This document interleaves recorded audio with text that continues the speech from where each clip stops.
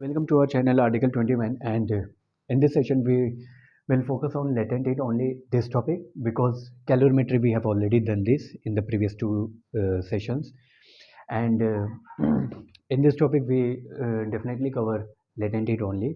So without a delay let's begin. Latent heat basically होता क्या है देखिए लेटेंट हीट की बात करते हैं लेटेंट हीट ठीक है देखिए होता क्या है कि जैसे कि मान लीजिए कि हम अगर वाटर की बात करते हैं ठीक है जैसे आइस क्यूब की बात करते हैं आइस क्यूब है ना बहुत सिंपल लैंग्वेज में और एक बार में ही पूरा ख़त्म कर देंगे देखिए आइस क्यूब है ठीक है तो इस समय इसका टेम्परेचर क्या होगा 0 डिग्री सेल्सियस ठीक है होता क्या है अब जैसे हम इसको हीट देंगे इस टाइम 0 डिग्री सेल्सियस पे तो पहले पता क्या है आइस पहले सबसे पहले क्या कन्वर्ट होगा वाटर में लिक्विड में ठीक है यानी वाटर में ठीक है इस टाइम वाटर का जो टेम्परेचर होगा 0 डिग्री सेल्सियस होगा अब आप ये बोलेंगे कि हम यहाँ से नीचे से हीट जो है सप्लाई कर रहे हैं हीट दे रहे हैं आइस को आइस यहाँ लिख देते हैं और हीट देने के बावजूद भी जो आइस है वो लिक्विड में कन्वर्ट हो रहा है वाटर में बदल रहा है लेकिन उसका टेम्परेचर सेम रह रहा है फिर क्या होता है फिर हम अगेन इसको हीट देते हैं यहाँ से फिर हम हीट देंगे वाटर को तो फिर क्या होगा वाटर का टेम्परेचर बढ़ेगा वाटर पहुँच जाएगा 100 डिग्री सेल्सियस पे ठीक है फिर अगेन हम हीट देते हैं तो क्या होता है ये है वाटर 100 डिग्री सेल्सियस पे यहाँ पे भी वाटर 100 डिग्री सेल्सियस पे होगा बट यहाँ पे स्टेट इसका क्या हो जाएगा गैस के फॉर्म में यानी कि गैस के फॉर्म में गैशियस वाटर वेपर कह लीजिए वाटर वेपर या गैस के फॉर्म में कह लीजिए यहाँ पे वाटर एट 100 डिग्री सेल्सियस अब देखिए ये चार स्टेट हैं एक ice sorry ice 0 degree Celsius 0 degree Celsius पे वाटर 100 डिग्री सेल्सियस अगेन हम जो है लगातार हम यहाँ से हीट सप्लाई कर रहे हैं हीट यानी कि हम किसी चीज़ से गर्म कर रहे हैं इसको ठीक है अगेन 100 डिग्री सेल्सियस पे वाटर फिर अगेन हम हीट देते हैं तो अब क्या होता है वाटर धीरे धीरे इवेपोरेट करने लगता है यानी गैसेस फॉर्म में चला जाता है यानी कि वाटर का इवेपोरेशन हो जाता है ठीक है तो यहाँ पे दो चीज़ समझने की बात है एक ये है कि जब टेम्परेचर सेम रह रहा है 0 डिग्री सेल्सियस 0 डिग्री हीट हम देते हैं हीट हमने दिया टेम्परेचर बदल नहीं रहा है तो यानी कि ये हीट कर क्या रही है जब टेम्परेचर उसका सेम रह रहा है क्योंकि हम ये पिछले सेशन में ये देखा कि हीट जब देते हैं हम तो किसी सब्सटेंस का मॉलिक्यूल्स का काइनेटिक एनर्जी बढ़ती है और उसका जो है टेम्परेचर राइज होता है लेकिन यहाँ पे टेम्परेचर सेम है तो यहाँ पे जो हीट हम जो दे रहे हैं अलग से वो सिर्फ इतना कर रहा है कि आइस को वाटर में कन्वर्ट कर रहा है यानी हीट कुछ ना कुछ तो काम कर रहा है लेकिन यहाँ पे क्या काम कर रहा है आइस यानी जो सॉलिड स्टेट है उसको लिक्विड स्टेट में बदल रहा है वाटर में तो हीट किस में यूज हो रही है सॉलिड टू लिक्विड कन्वर्जन में यानी कि स्टेट चेंज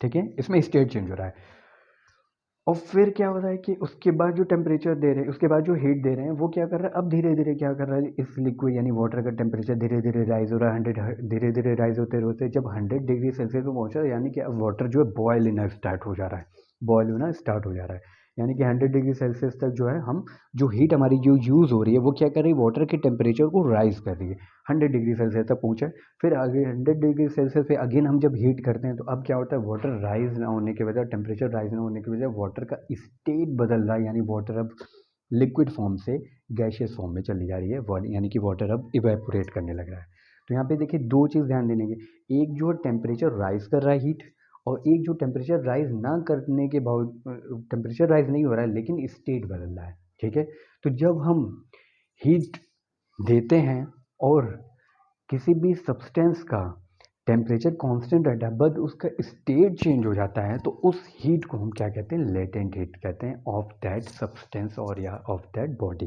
ठीक है अब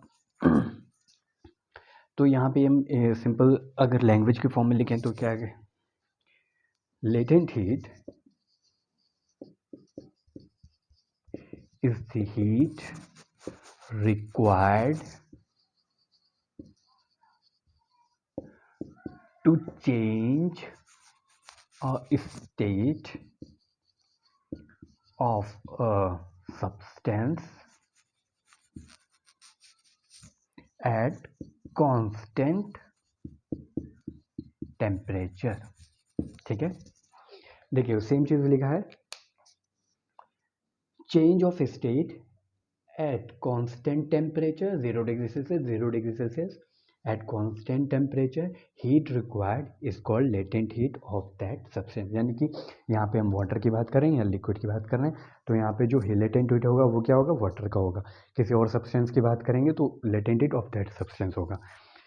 तो बेसिकली लेटेंट हीट में अगर एक शॉर्ट में समझें तो क्या करेंगे, लेटेंट हीट सिर्फ आपका डिसाइड करता है या सिर्फ फोकस करता है किस पे, वो हीट जो उस सब्सटेंस का स्टेट को चेंज करे, ना कि उसके टेम्परेचर को। टेम्परेचर कांस्टेंट रहे, स्टेट चेंज होता है, तो उस स्टेट चेंज करने में जितनी भी हीट रिक्वायर्ड होती है वो क्या कहलाती है, लेटेंट हीट। अब ये स्टेट चेंज होने में हीट कहाँ से रिक्वायर्ड है, देखिए हर जो भी स्टेट होता है ना, जो फॉर्म होता है, जैसे लिक्विड वाटर का 3 फॉर्म होते हैं, एक आइस, एक लिक्विड और एक वेपर। तो इन तीनों का क्या होता है, इन तीनों स्टेट का अपना अपना एक स्ट्रक्चर होता है। जैसे आइस के क्यूब में तो बहुत क्रिस्टलाइन फॉर्म में होंगे मॉलिक्यूल, वाटर के केस में थोड़े से जो है वो जो उनके बीच की बॉन्डिंग वो थोड़ी सी लूज होगी, वेपर के केस में बॉन्डिंग और लूज होगी और जो है वो मॉलिक्यूल्स दूर दूर होंगे।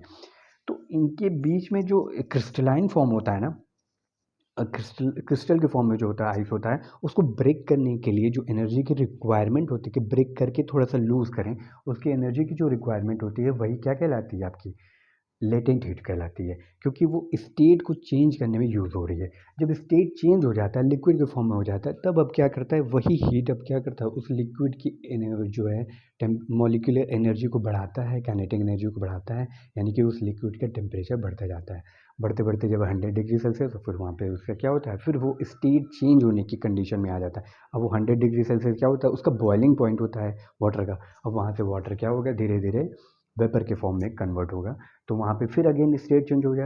लेकिन यहाँ पे ध्यान दें, जब जब स्टेट चेंज हो रहा है ना, तो टेम्परेचर कांस्टेंट रह रहा है। टेम्परेचर तो कांस्टेंट रहना है, यानी कि अब जो हीट हो रही है वो टेम्परेचर बढ़ाने के काम में नहीं आ रही है, अब वो वाटर यानी लिक्विड से क्या करे, गैस के फॉर्म में चेंज करने में एनर्जी जो है यूज़ हो रही है। तो इसको क्या कहते हैं, लेटेंट हीट। तो मुझे लग रहा है कि आपको ये एकदम क्लियर हो गया होगा ये टॉपिक। ठीक है, अब हम नेक्स्ट डिस्कस करते हैं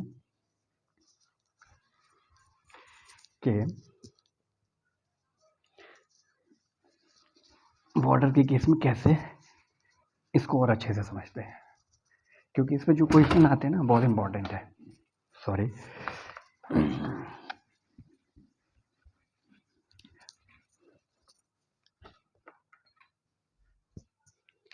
देखिए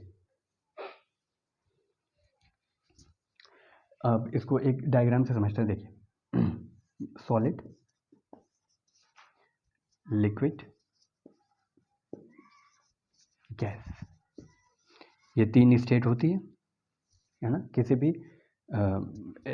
भी सब्सटेंस की क्या होती है, 3 स्टेट होती है। ठीक है, 3 स्टेट में क्या है, ये पहला सॉलिड, सॉलिड से जब लिक्विड जाते हैं, लिक्विड से जब गैस जाते हैं, गैस से जब लिक्विड आते हैं वापस, और लिक्विड से जब सॉलिड आते हैं, इनको कहते हैं क्या, एक देखिए इसी डायग्राम में सारी चीज़ें आपकी जो होते हैं ना, क्या कहते हैं, जो कीवर्ड्स होते हैं वो सारे क्लियर हो जाएंगे कि इसको क्या कहते हैं, इसको क्या कहते हैं। तो सॉलिड से लिक्विड में इसको प्रोसेस को कहते हैं मेल्टिंग। ठीक है, सॉलिड से लिक्विड में क्या होता है, मेल्टिंग।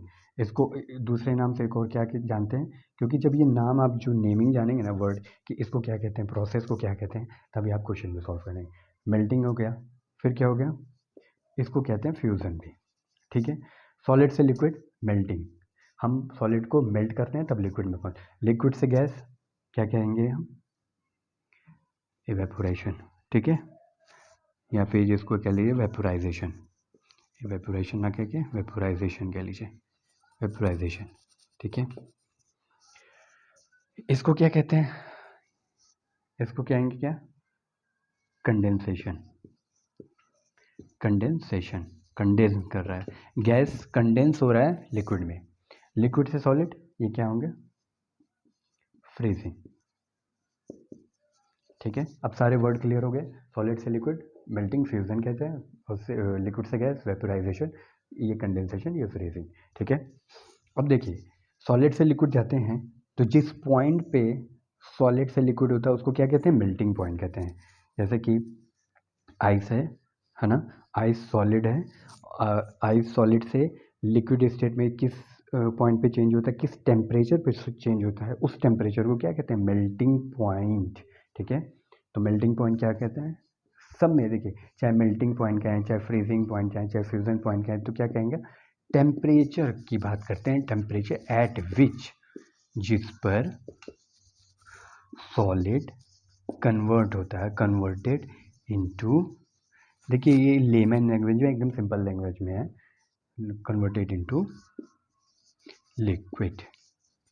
ठीक है, temperature at which solid converted into liquid, melting point. Temperature at which liquid converted into gas form, वो वेपराइजेशन पॉइंट है। फिर कंडेंसेशन, फिर फ्रीजिंग। फ्रीजिंग पॉइंट मतलब इसमें eight which temperature the liquid converted into, या restore it's initial position या initial state, यानी liquid converted into solid, it's का इज कॉल्ड फ्रीजिंग पॉइंट। ठीक है, अब ये चीज़ क्लियर होगी आपको।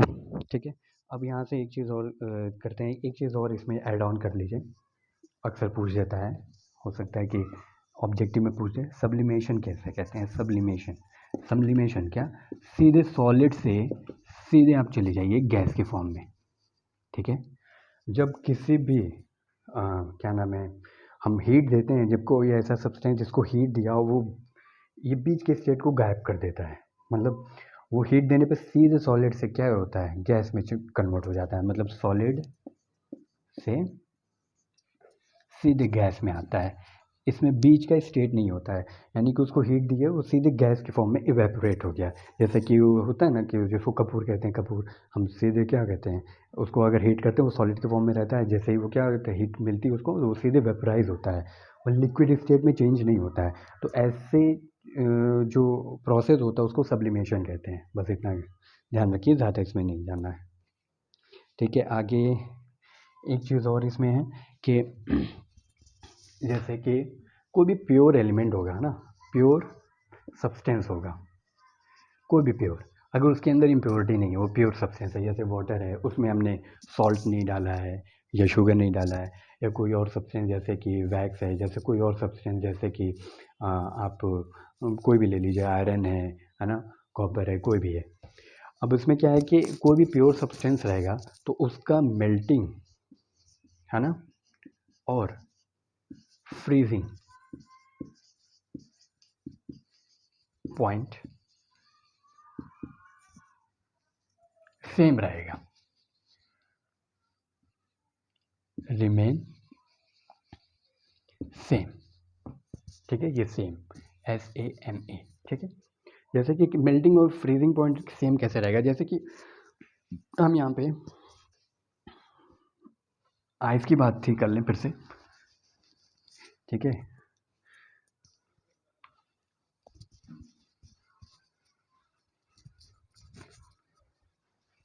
जैसे कि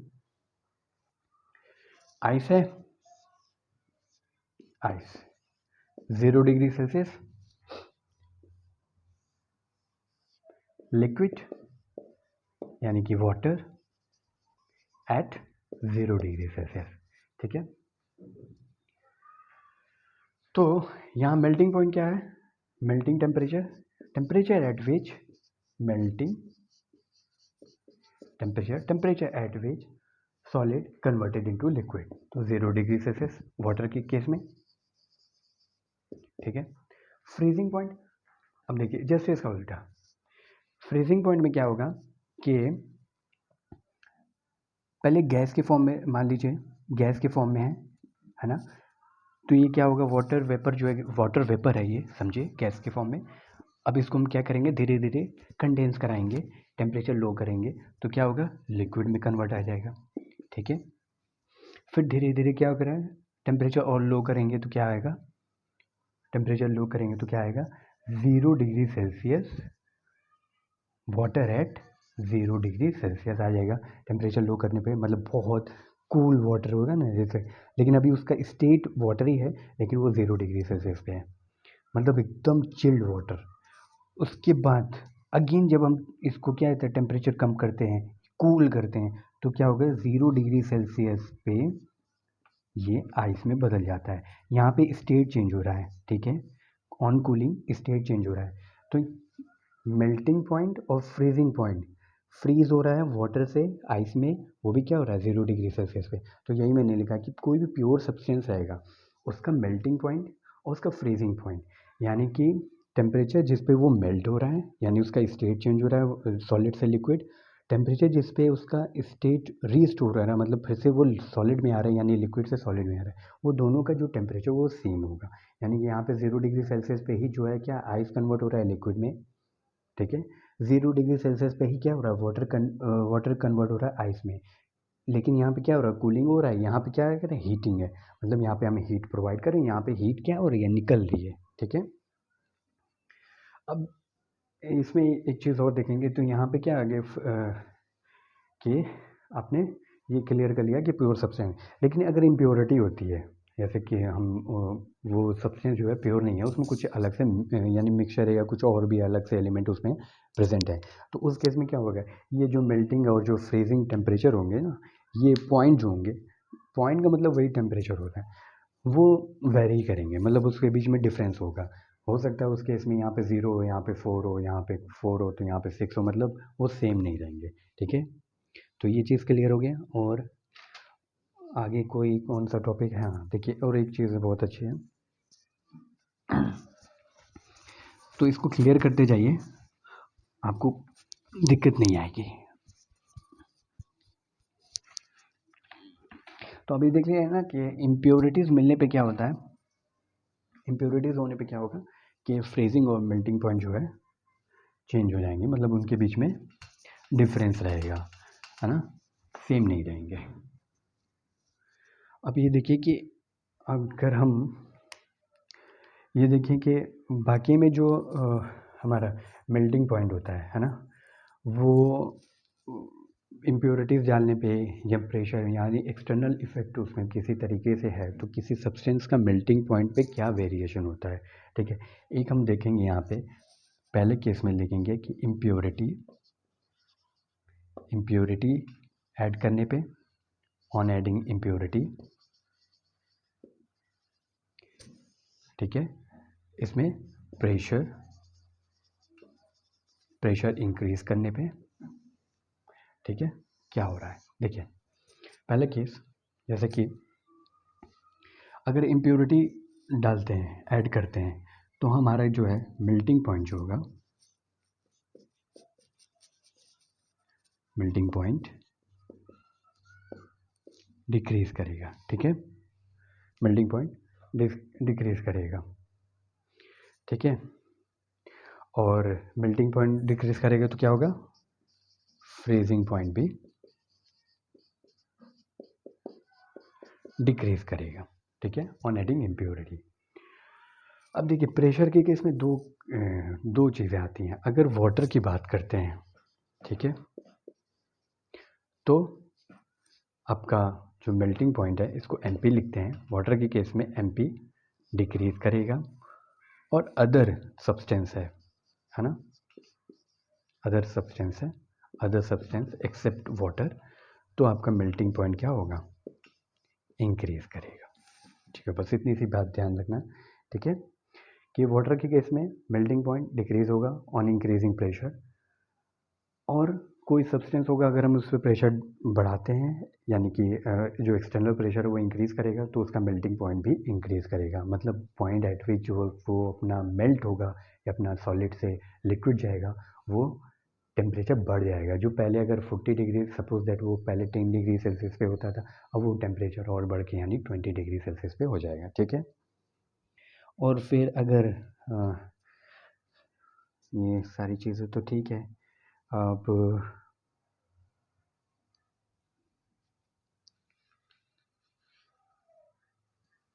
हाँ अब एक जो डायग्राम है इस पर बहुत इम्पोर्टेंट है।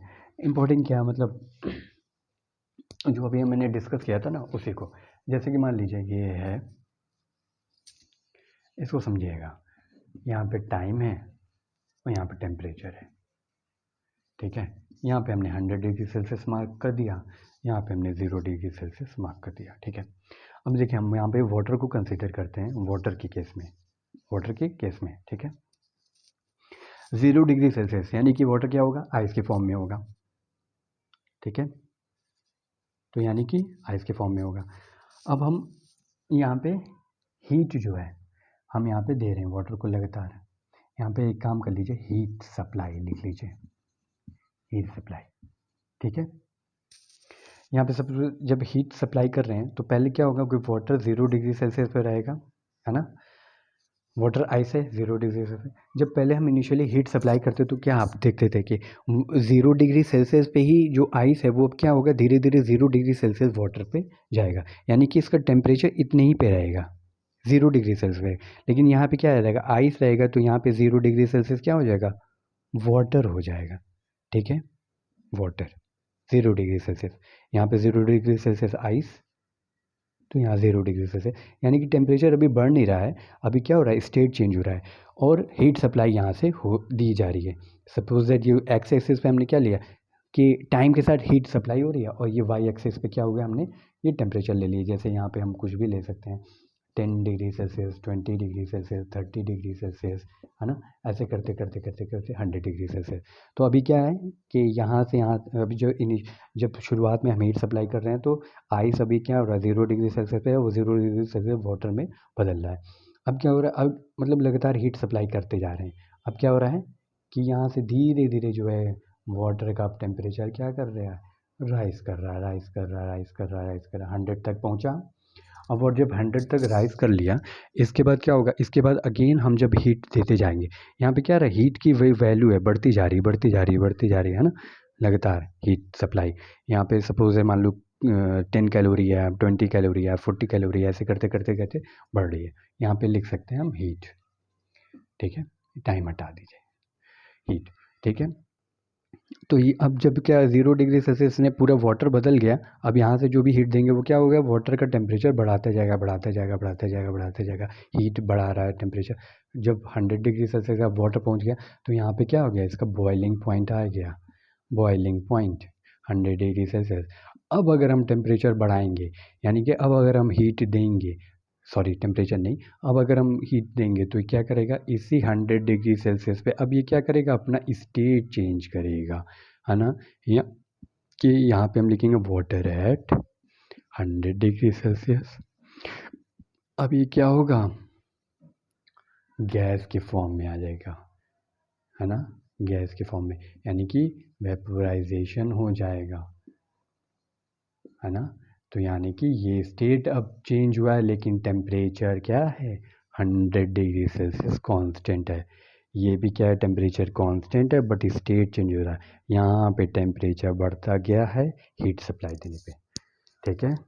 तो अब इस डायग्राम से एक चीज़ यहाँ पे समझ में आता है कि यहाँ पे जो स्टेट चेंज हो रहा है, तो यहाँ पे जो हीट है, ये इतनी हीट है, ये क्या कहलाएगी, लेटेंट हीट होगी, है ना। लेटेंट हीट होगी, लेटेंट हीट होगी, लेटेंट हीट, ठीक है। Latent heat of melting, latent heat of melting, इतनी हीट को क्या कहेंगे, latent heat of melting, heat जो मेल्ट करने में रिक्वायर्ड हो रही है at constant temperature 0 degree Celsius, उस हीट को हम क्या कहेंगे, लेटेंट हीट ऑफ मेल्टिंग। यहाँ पे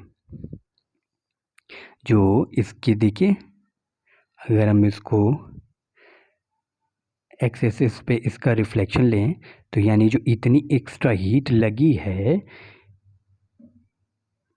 वाटर एट 100 डिग्री सेल्सियस को चेंज करने में, गैस के फॉर्म में लाने में, इसको क्या कहेंगे, इस हीट को कहेंगे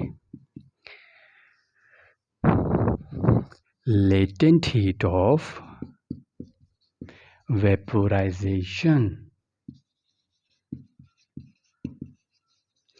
यानी कि वो हीट जो वाटर के 100 डिग्री सेल्सियस को गैस के फॉर्म में चेंज करने में यूज़ हुई है, और टेम्परेचर कांस्टेंट है, दोनों का 100 डिग्री सेल्सियस है, बट हीट का काम यहाँ पे सिर्फ इतना है कि वाटर के एक स्टेट यानी लिक्विड वाले स्टेट को गैस वाले स्टेट में चेंज करना, तो उसको कहेंगे लेटेंट हीट ऑफ वेपराइजेशन। अब मुझे लगता है कि शायद आपको लेटेंट हीट एकदम अच्छे से क्लियर हो गया होगा, इस डायग्राम को आप अच्छे से देख लीजिए, और अगर आपको स्क्रीनशॉट लेना है तो आप ले सकते हैं, ठीक है। अब इस पर हम क्वेश्चन कुछ अच्छे से क्वेश्चन सॉल्व करेंगे कि कैसे इस पर क्वेश्चन होते हैं और इसका फॉर्मूला कैसे डिराइव करते हैं, ठीक है।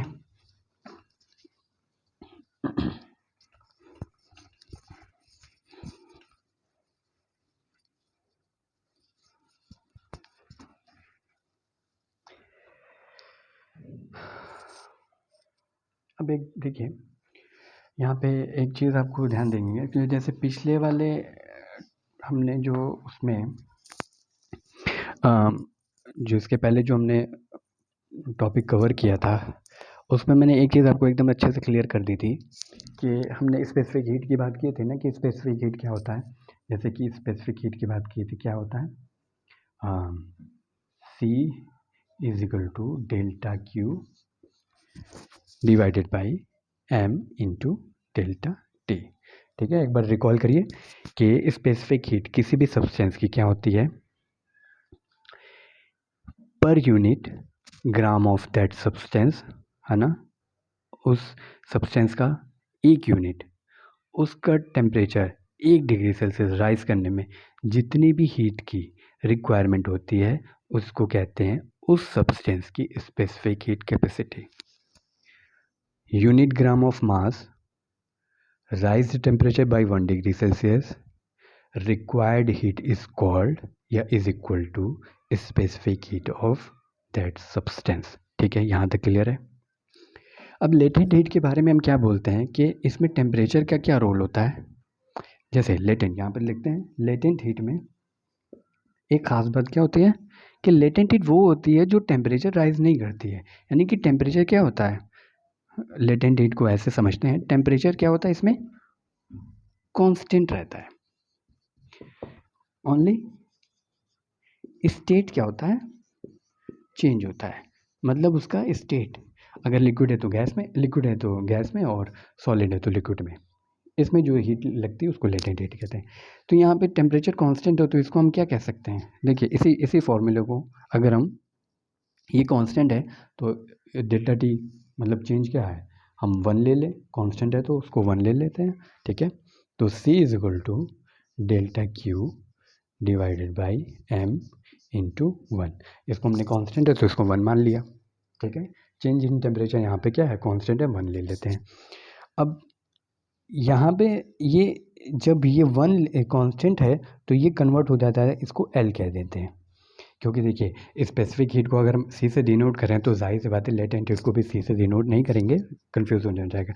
लेकिन इसके फॉर्मूले में अगर डेल्टा टी 1 है यानी कांस्टेंट है, यानी कि डेल्टा टी में वेरिएशन नहीं हो रहा है, तो जो भी डेल्टा क्यू बाई M होगा वो क्या कहलाएगा, latent heat. Latent heat is equal to delta Q divided by M।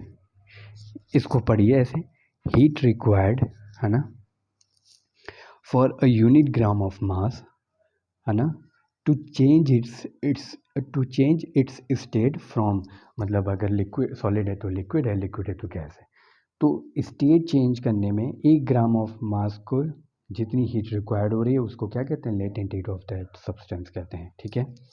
तो ये आपको याद रहेगा, सीधे से सीधे फॉर्मूला है L equal to delta Q upon M। यहाँ से हम लिखेंगे कि heat required delta Q is equal to L into M, है ना, ठीक है। अब अच्छा, ये लेटेंट हीट है तो इसकी यूनिट क्या होगी, देखिए यहाँ से समझते हैं यूनिट को। डेल्टा क्यू को हम क्या कहेंगे, जूल डिवाइडेड बाई मास है तो केजी में लिखेंगे, तो इसको क्या लिखेंगे, जूल और केजी इनवर्स ऊपर जाएगा तो, ठीक है। ये यूनिट निकालने का तरीका। L equal to delta Q upon M, delta Q की यूनिट जूल, मास की यूनिट केजी, ऊपर जाएगा तो जूल केजी इनवर्स, ठीक है। अब इसमें एक फटाफट एक क्वेश्चन लगाते हैं और फिर यहाँ पे समअप करते हैं, ठीक है। तो इसमें बोला हीट रिक्वायर्ड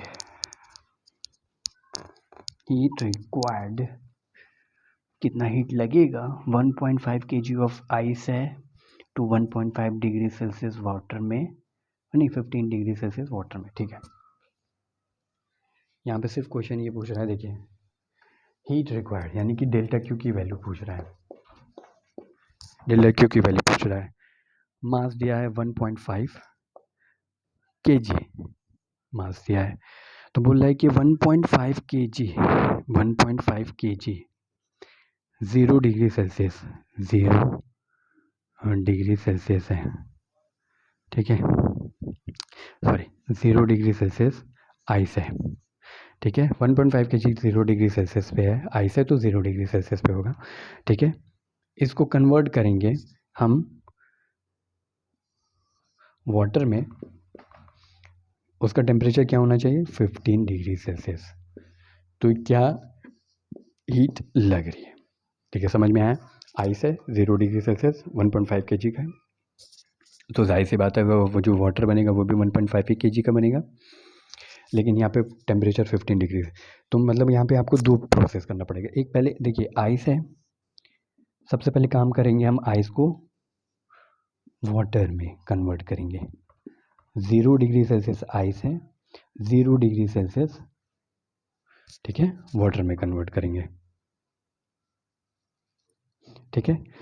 तो यहाँ पे क्या हो रहा है, स्टेट चेंज हो रहा है, स्टेट चेंज, यहाँ पे लेटेंट हीट लगेगी, ठीक है, ऑफ मेल्टिंग, मेल्ट कर रहे हैं, स्टेट चेंज है। उसके बाद इस लिक्विड को हमको कहाँ तक पहुँचाना है 15 डिग्री सेल्सियस तक, यानी कि यहाँ पे क्या लगेगा, टेम्परेचर राइज हो रहा है, यहाँ पे आपके अलग ही हीट लगेगी जो टेम्परेचर राइज करे, यानी कि स्पेसिफिक हीट वाला कॉन्सेप्ट यहाँ पे लगेगा, यहाँ पे लेटेंट हीट वाला कॉन्सेप्ट लगेगा। पहले हम स्टेट चेंज कर लेंगे, एट 0 डिग्री सेल्सियस पे ही पहले आइस को वाटर में कन्वर्ट कर लिया, फिर जो वाटर है उसको 15 डिग्री सेल्सियस तक ले जाएंगे, तो उसमें यहाँ पे जो हीट लगेगी और यहाँ पे जो हीट लगेगी, ये दोनों का सम करके इस क्वेश्चन का आंसर होगा। तो पहले वाला अगर निकालेंगे तो हम कैसे करेंगे, पहले वाला देखिए, पहले वाले के लिए हमने क्या निकालने के लिए Q is equal to M into L, latent heat का कॉन्सेप्ट लगाएंगे क्योंकि यहाँ पे स्टेट चेंज हो रहा है। मास दिया है 1.5 kg, लेटेंट हीट की वैल्यू आपको दिया है, कितना दिया होगा क्वेश्चन में, लेटेंट हीट ऑफ वाटर दिया है,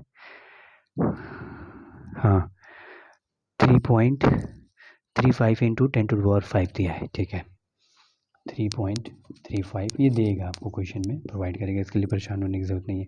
लेटेंट हीट ये हो गया, इसको कैलकुलेट करिए, ये आपका काम है, जो भी आएगा वो क्या होगा जूल में होगा। फिर दूसरा ये Q1 की वैल्यू लिख दी है हमने, यहाँ पे Q1 है, यहाँ पे Q2 है, ठीक है, यहाँ पे Q2 है।